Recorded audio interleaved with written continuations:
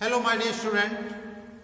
आज cost accounting के YouTube lecture में मैं आपको बता रहा हूं कि किस प्रकार से हम कॉस्ट शीट बनाते हैं। कॉस्ट शीट बनाने का मुख्य उद्देश्य पर यूनिट होने वाली लागत को ज्ञात करना होता है। किस स्टेज पर कितनी कॉस्ट आ रही है, इस चीज की जानकारी करना होता है। कॉस्ट शीट से पर यूनिट कितना प्रॉफिट होगा, किस तरीके से हम पर यूनिट कॉस्ट कैलकुलेट करेंगे, किस तरीके से हम लोग सेलिंग प्राइस फिक्स्ड करते हैं, उसके लिए हम लोग कॉस्ट शीट बना करके इन सब जो हमारी समस्याएं हैं कॉस्ट संबंधी उनको सॉल्व करते हैं। आज के लेक्चर का मुख्य उद्देश्य आपको ये बताना है कि कॉस्ट शीट किस तरीके से प्रिपेयर होती है। उसके लिए हम लोग एक फॉर्मेट बना रहे हैं। Cost sheet particular total amount and cost per unit. ये जो कॉस्ट शीट होती है ये एक निर्धारित अवधि के लिए होती है। किसी व्यापारी द्वारा एक निर्धारित अवधि में जो प्रोडक्शन किया जाता है उसके बेस पर हम ये कॉस्ट शीट तैयार करते हैं। तो जो प्रोडक्शन किया गया है उसमें आउटपुट को आप पहले ही नोट करेंगे, आउटपुट कितना होगा। सेकंड, इसके बाद हम इसको फॉर्मेट को में लिखना स्टार्ट करते हैं। सबसे पहले लिखते हैं opening stock of raw material. Opening stock of raw material.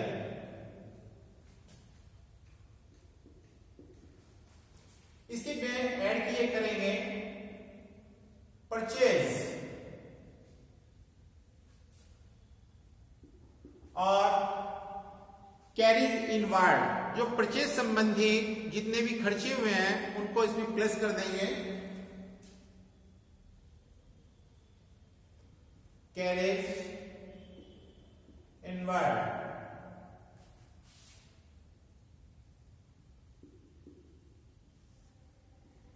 इनके टोटल में से लेस करेंगे आप closing stock of raw material. जो अमाउंट हमारे पास बैलेंस आती है इसको कहते हैं raw material consumed.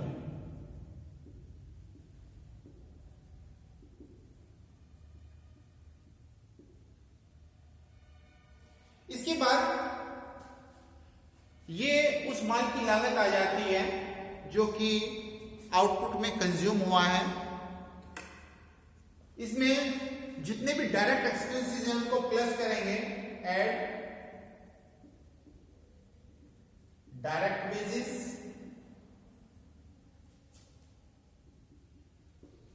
Direct expenses,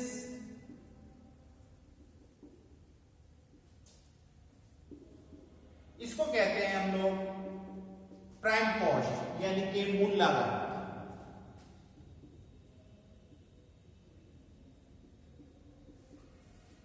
इसके पश्चात हम इसमें ऐड करेंगे वो सारे खर्चे जो कि फैक्ट्री में प्रोडक्शन के दौरान होते हैं, जैसे कि फैक्ट्री का किराया, फैक्ट्री की लाइट, फैक्ट्री की बिल्डिंग का डेप्रिसिएशन, मशीनों का depreciation, all expenses which related to factory.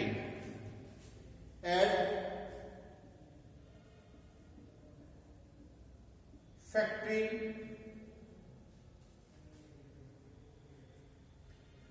Overhead.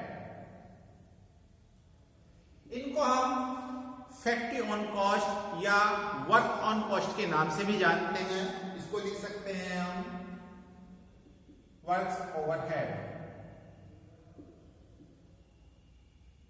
या ऑन कॉस्ट। जितने भी हमारे जो खर्चे फैक्ट्री से संबंध होंगे उनको हम यहां पर इस हेड में नोट करेंगे। इसके बाद ध्यान रहे कभी कभी क्वेश्चन में वर्क इन प्रोग्रेस दी होती है। वर्क इन प्रोग्रेस उस कार्य को कहते हैं जो कि न तो कार्य पूर्ण रूप से कंप्लीट हो पाता और न कार्य इनकम्प्लीट होता, यानी कि जो मिडिल की जो स्टेज है उस स्टेज को हम वर्क इन प्रोग्रेस कहते हैं। क्वेश्चन में ओपनिंग वर्क इन प्रोग्रेस दी होगी, उसको प्लस करें, add opening work in progress, less करेंगे closing work in progress. The student ध्यान रहे, कभी कभी कुछ क्वेश्चंस में हम लोगों को स्क्रैप वैल्यू दी होती है। जो माल हम कंज्यूम करते हैं उसमें से कुछ माल इस तरीके का विकृत अवस्था में बच जाता है, स्पॉइल अवस्था में बच जाता है, जिसको हम सेल करके कुछ अर्न कर लेते हैं, जिसको हम स्क्रैप वैल्यू बोलेंगे। लेस करेंगे इसमें से हम स्क्रैप वैल्यू। इसके बाद जो अमाउंट आती है इसको हम फैक्ट्री कॉस्ट या वर्क्स कॉस्ट के नाम से लिखते हैं, वर्क्स कॉस्ट। इसके बाद वर्क कॉस्ट में के बाद अब हम इसमें उन सभी एक्सपेंसेस को लिखेंगे जिनका संबंध ऑफिस से है, एडमिनिस्ट्रेशन से है। जैसे सैलरी, ऑफिस की बिल्डिंग का रेंट, ऑफिस की लाइट, यानी कि ऐसे सभी खर्चे जो कि ऑफिस में हो रहे हैं उनको हम ऑफिस ओवरहेड के नाम से जानते हैं। उनको हम यहां पर लिखेंगे ऐड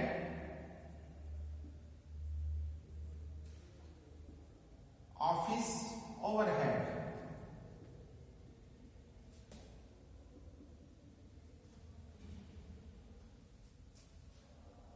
डियर स्टूडेंट, कभी कभी व्यापार पहले से चलता हुआ आता है, उस समय कंपनी के पास फिनिश गुड्स का ओपनिंग स्टॉक होता है। तो यदि कंपनी के पास already opening stock of finish goods है तो उसको हम यहां पर ऐड करें, add opening stock of finish goods, और लेस करेंगे इसमें से closing stock of finish goods.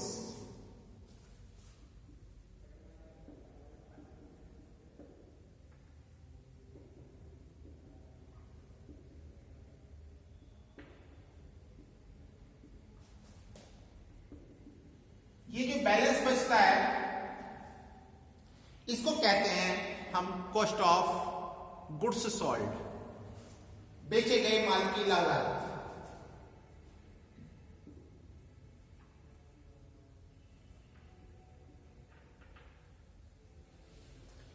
इसके बाद माल को मार्केट में सेल किया जाएगा, तो माल को सेल करने संबंधी कुछ खर्चे होते हैं जिनको हम सेलिंग एंड डिस्ट्रीब्यूशन ओवरहेड्स के नाम से जानते हैं। जितने भी सेलिंग या डिस्ट्रीब्यूशन ओवरहेड हैं उनको इसके बाद हम ऐड करेंगे, add selling and distribution overhead. जो अमाउंट बचती है उसको हम कॉस्ट ऑफ सेल्स के नाम से जानते हैं, इसको कहेंगे cost of sales. Dear student, इसके बाद व्यापारी के ऊपर डिपेंड करेगा कि वो कितना प्रॉफिट लेना चाहता है, क्योंकि उसने यहां तक की स्टेज पे पता कर लिया है कि माल को बेचने तक कितनी लागत आ रही है। तो इसमें इसके बाद वो अपना प्रॉफिट ऐड कर देते हैं, ऐड प्रॉफिट। यदि कॉस्ट ऑफ सेल्स में हम प्रॉफिट को ऐड कर दें तो हमें सेल्स पता चल जाता है कि माल को किस मूल्य पर सेल किया गया। सेल्स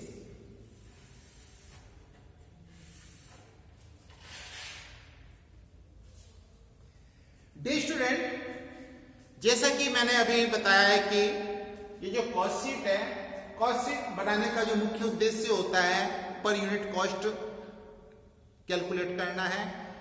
हर स्टेज पे ये कैलकुलेट करना है कि माल की कितनी लागत आ रही है। तो जैसे कि यहाँ पे आउटपुट है, कितना आउटपुट हुआ, ये टोटल आउटपुट की हर स्टेज पर कॉस्ट है।